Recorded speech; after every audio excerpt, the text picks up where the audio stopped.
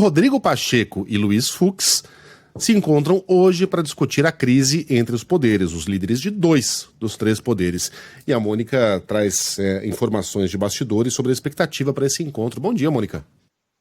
Oi, Megali, bom dia a todos. Pois é, o presidente do Supremo, Luiz Fux, tem hoje esse encontro marcado com o presidente do Senado, Rodrigo Pacheco, para discutir essa crise causada pelo indulto ao deputado federal Daniel Silveira, que foi concedido pelo presidente Jair Bolsonaro. Mas aqui, Megali, a gente tem um exemplo bem acabado de como as coisas acontecem de fato na política.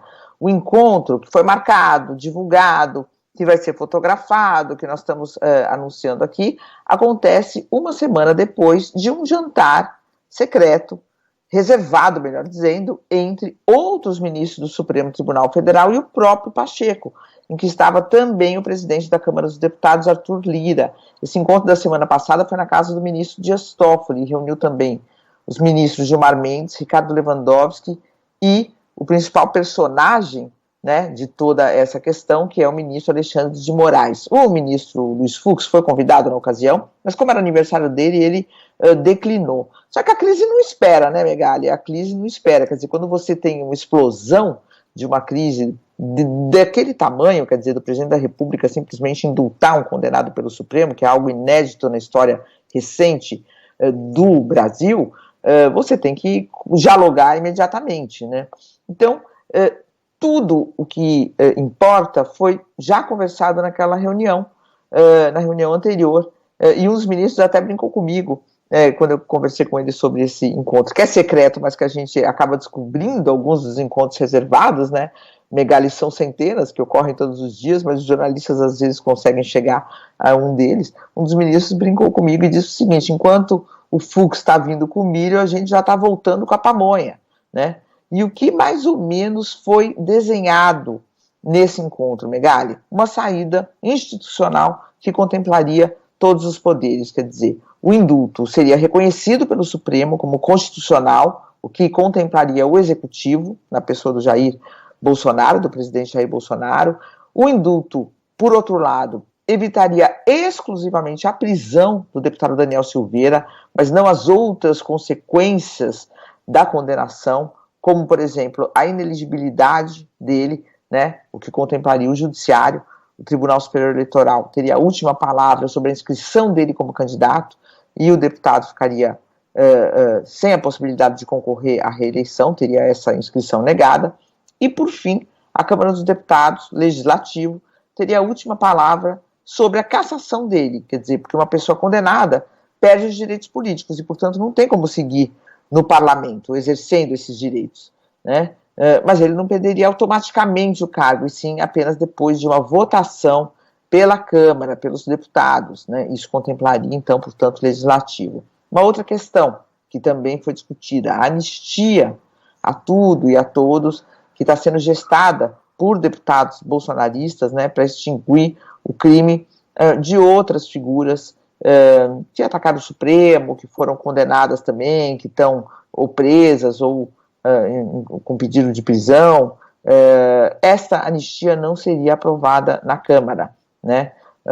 Portanto, depois dessa conversa, Megali, a gente viu aí que o presidente da Câmara, Arthur Lira, e o presidente do Senado, Rodrigo Pacheco, saíram dando declarações a favor das urnas eletrônicas, saíram desautorizando alguns ataques do presidente Jair Bolsonaro sobre outras questões. Quer dizer, houve aí uma sinalização de boa vontade de pacificação, que é o que precisa ser feito. Portanto, tudo já está mais ou menos encaminhado.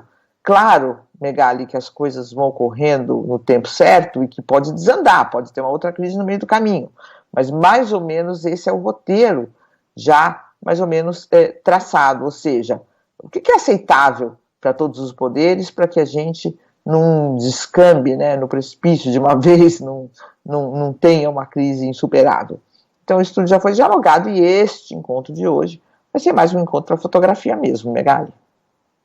Pacheco e Lira podem até desautorizar eventualmente, né, o presidente Bolsonaro, mas o fazem pisando em ovos, porque são, principalmente Arthur Lira, presidente da Câmara dos Deputados, sócios do governo numa relação azeitada com o óleo das emendas do relator do orçamento secreto. Isso está claro.